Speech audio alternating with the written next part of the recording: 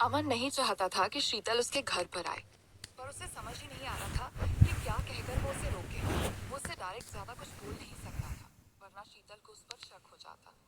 सामान पैक होने के बाद शीतल बेड से उठकर सीमा के साथ बाहर जाने लगी। अमन को देखकर उसे यही लगा कि वो उसे लेने आया है। शीतल को जाते देखकर अमन उसे रोकते हुए बोला, शीतल, मुझे लगता है तुम्हें अपनी माँ के घर जाना चाहिए। तुम्हें अभी काफी केयर की जरूरत है। मैं नहीं चाहता कि आगे तुम्हारे हेल्थ में कोई भी इशू हो। अभी डैड की वजह से तुम पर मॉम ध्यान नहीं दे सकती। शीतल को अमन की बात पर बहुत गुस्सा आया। वो उसे घूरते हुए बोली, कोई बात नहीं अमन, मैं अपना ध्यान रख सकती हूँ। मैं मॉम को परेशान नहीं करूंगी। और तुम मुझे मेरी माँ के घर क्यों भेजना चाहते हो? क्या तुम मुझे अपने घर से निकालना चाहते हो? उसकी बात सुनकर अमन सकपका गया, पर तुरंत खुद को नॉर्मल करते हुए बोला, क्या बात कर रही हो तुम शीतल? भला मैं ऐसा क्यों करूंगा? मुझे तुम्हारी फिक्र है, इसीलिए बोल रहा हूँ। उसकी बात सुनकर शीतल बोली, तो ठीक है, फिर मुझे अपने साथ लेकर ओबरॉय मेंशन चलो। मुझे वहीं रहना है तुम्हारे साथ। अभी मुझे तुम्हारे साथ की जरूरत है, तुम्हारे प्यार की। मैं तुमसे दूर नहीं रहना चाहती। अगर दूर रही तो ठीक होने के बदले में और ज्यादा बीमार हो जाऊंगी। अमन अब कुछ नहीं कह सका। वो सोच रहा था कि अभी जब वो कुछ दिन के लिए शीतल को उसकी माँ के घर रहने को कह रहा है, तब वो तैयार नहीं हो रही इसके लिए। फिर जब डिवोर्स की बात करेगा तो वो कैसे मानेगी? अगले दिन आदित्य सिया को उसके ऑफिस छोड़ने गया, पर हॉस्पिटल में प्रकाश जी से मिलने से उसे लेट हो गया। इसीलिए वो ऑफिस के अंदर जाते हुए घबरा रही थी। सिया लिफ्ट से उस फ्लोर पर पहुंची जहां अरमान का केबिन था। वो तेजी से अपने कदम बढ़ाते हुए वहां पहुंची और डोर नॉक किया। अरमान की परमिशन मिलने पर जैसे ही वो अंदर गई, सामने बैठे शख्स को देखकर वो और ज्यादा डर गई। सामने कोई और नहीं, अरमान की बहन माया बैठी थी। सिया अच्छे से जानती थी कि माया कितनी स्ट्रिक्ट है रूल्स को लेकर। जब वो अरमान के लेट आने पर उसे पनिश कर सकती है, तो फिर एक एम्प्लॉय है वो। माया कंपनी की वाइस प्रेसिडेंट थी।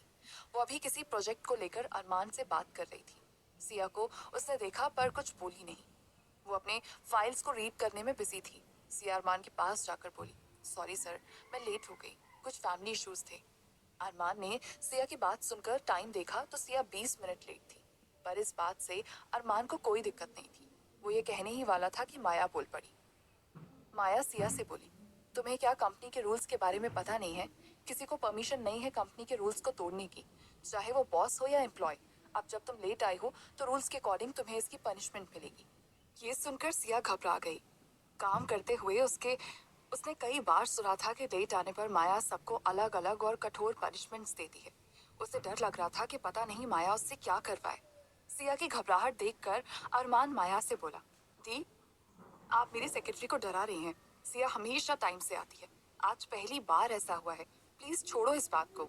अरमान की बात सुनकर माया उससे गुस्से में घूरते हुए बोली, अच्छा ठीक है, फिर सिया के बदले तुम पनिशमेंट ले लो, अगर तुम्हें इतनी फिक्र हो रही है तो।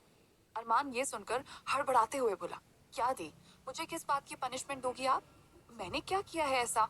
अरमान जानता था कि माया कुछ भी करने को बोल सकती है।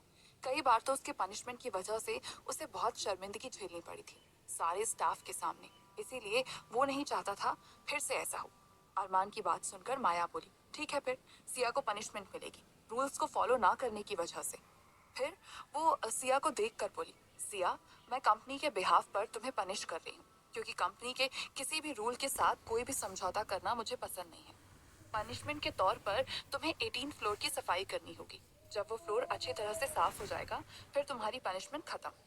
सिया ये सुनकर हैरान रह गई, पर वो जानती थी कि वो माया को मना नहीं कर सकती थी। इसीलिए नजरें झुकाकर बोली, ओके। माया की पनिशमेंट सुनकर अरमान को अच्छा नहीं लगा, पर वो कुछ नहीं कर सकता था। इसीलिए चुपचाप वहीं बैठा रहा। माया को मीटिंग अटेंड करना था, इसीलिए वो मीटिंग रूम की तरफ चली गई। अरमान और सिया वहां से निकल गए। सिया को ऊपर के फ्लोर पर जाना था और अरमान को बाहर एलिवेटर की तरफ बढ़ते हुए अरमान सिया से बोला, सिया, मुझे तुम्हारी एक हेल्प चाहिए। सिया ने उसकी तरफ देखते हुए पूछा, कैसी हेल्प? अरमान बोला, एक्चुअली मेरी बहन ने मेरे लिए आज एक ब्लाइंड डेट अरेंज की है और मैं इसके लिए जाना नहीं चाहता। प्लीज तुम मुझे कोई आइडिया दो जिससे मैं बच सकूं। अरमान की बात सुनकर सिया हंसने लगी।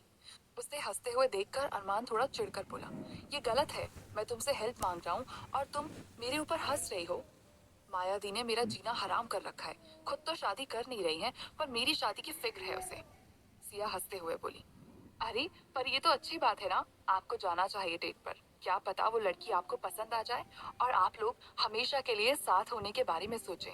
सिया की बात सुनकर अरमान उसे देखते हुए बोला, एक्चुअली सिया, मेरा मन नहीं करता किसी से मिलने का। पहले दिन जब मैं तुमसे मिला था तभी से तुम मुझे बहुत अच्छी लगी थी। तुम मुझे पसंद हो और तुम्हारे सामने कोई और अच्छी नहीं लगती। मैं जानता हूँ तुम्हारी शादी हो चुकी है और मुझे ये सब नहीं करना चाहिए, पर मेरी ये फीलिंग है तुम्हारे लिए, इसीलिए लगा कि बोल देना ही सही है। अरमान का इस तरह से अपनी फीलिंग्स के बारे में कहने से सिया हैरान रह गई। उसे अंदाजा नहीं था कि अरमान के मन में उसके लिए ऐसा कुछ होगा। उसे समझ ही नहीं आ रहा था कि वो अब क्या बोले। सिया ये सोचते हुए एलिवेटर के पास पहुंच गई। अरमान उसे ही देख रहा था। सिया कुछ बोलने को हुई पर वहां माया खड़ी थी, इसीलिए वो चुप रह गई। माया अरमान को देखकर बोली, तुम जिससे मिलने जा रहे हो वो मेरी फ्रेंड की सिस्टर है। बहुत ही अच्छी लड़की है, इसीलिए उसके साथ अच्छे से बिहेव करना। तुम्हें वो जरूर पसंद आएगी। सिया के वहां होने से अरमान को माया का इस तरह से बोलना अच्छा नहीं लगा। वो बोला, मैं जा रहा हूँ और वो कैसी है इस बारे में उससे मिलने के बाद हम लोग बात करेंगे। अरमान की बात सुनकर अब माया ने कुछ नहीं कहा। फिर अरमान कुछ सोचकर बोला, वैसे दी, मुझे लगता है कि मेरी शादी से पहले आपको अपनी शादी के बारे में सोचना चाहिए। माया उसे घूरते हुए बोली, क्यों, तुम्हें मेरा मलिक मेंशन में रहना पसंद नहीं है? अरमान हड़बड़ाते हुए बोला, कैसी बात कर रही हैं आप? भला मुझे क्या दिक्कत होगी आपके वहां रहने से? मैं तो इसीलिए कह रहा था ताकि आपकी जिंदगी में भी कोई हो।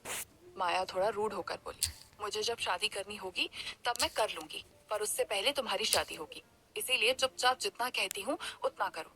माया की बात सुनकर अरमान ने उससे कुछ नहीं कहा। सिया को अरमान की हालत देखकर हंसी आ रही थी, क्योंकि वो उससे बहुत डरता था। पर माया के वहां होने की वजह से सिया ने अपनी हंसी कंट्रोल कर रखी। एलिवेटर के अंदर जाने से पहले माया एक नजर सिया को देखकर बोली, तुम अभी मेरे साथ आओ। सिया को उसकी बात सुनकर अजीब लगा, क्योंकि थोड़ी देर पहले तो माया ने उसे पनिशमेंट कंप्लीट करने के लिए कहा था, अब उसे अपने साथ आने के लिए कह रही थी। पर कुछ भी पूछना उसे ठीक नहीं लगा, इसीलिए वो शांत रही और चुपचाप एलिवेटर के अंदर आ गई।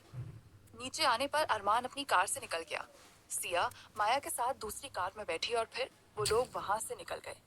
सिया को कुछ समझ नहीं आ रहा था कि माया उसे कहाँ लेकर जा रही थी। वो पूछना चाहती थी पर माया के गुस्से के चक्कर में उसने कुछ नहीं कहा। थोड़ी देर बाद माया की कार बड़े से मॉल के पास आकर रुकी। वो शहर का सबसे बड़ा और सबसे एक्सपेंसिव शॉपिंग मॉल था। माया और सिया कार से निकले। माया सिया से बोली, मैंने तुम्हारी पनिशमेंट चेंज कर दी है।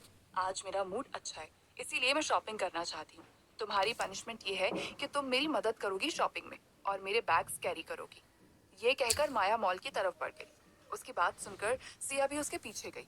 फ्लोर की सफाई से उसे ये बेटर पनिशमेंट लगा, इसीलिए वो थोड़ी खुश भी थी। अंदर आकर माया अपने लिए ड्रेसेस देखने लगी। सिया बस चुपचाप उसके पास खड़ी थी।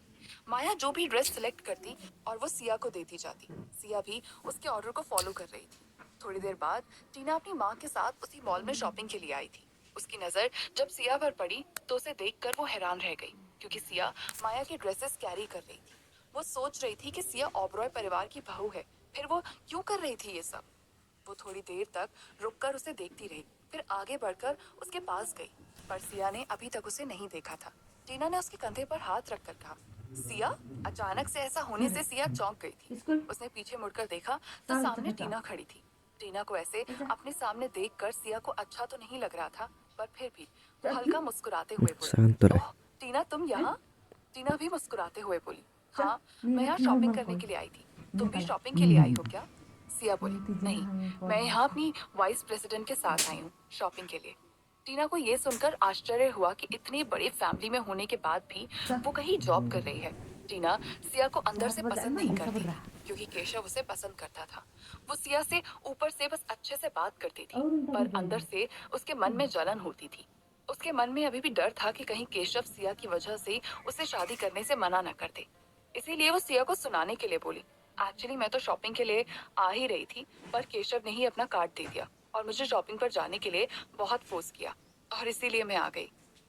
सिया उसकी बात सुनकर मुस्कुराते हुए बोली, ये तो अच्छी बात है, पर अंदर से वो सोच रही थी कि आखिर केशव ने ये क्यों किया। उसने टीना को शॉपिंग के लिए अपना कार्ड क्यों दिया होगा। टीना उससे बोली, वैसे मॉम से मुझे पता चला कि तुम आई थी एंगेजमेंट के लिए, फिर रुकी क्यों नहीं? सिया थोड़ा हिचकिचाते हुए बोली, एक्चुअली आदित्य के डैड हॉस्पिटल में हैं, इसीलिए हमें निकलना पड़ा। वो टीना से ये जानना चाहती थी कि उसकी और केशव की एंगेजमेंट हुई या नहीं, पर वो पूछ नहीं पा रही थी। टीना अब सिया को अपनी एंगेजमेंट की रिंग दिखाकर बोली, देखो मेरी रिंग अच्छी है ना?